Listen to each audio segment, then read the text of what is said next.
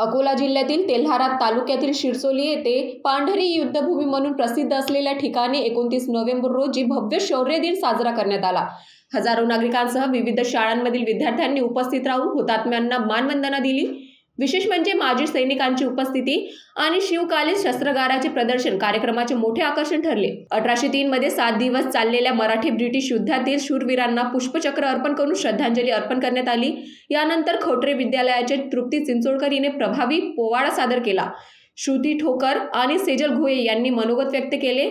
संग्रामपूर तालुक्यातील सर्वेश आणि देवेश भटकर या भावंडांनी नाटिका सादर करून प्रेक्षकांची मने जिंकली।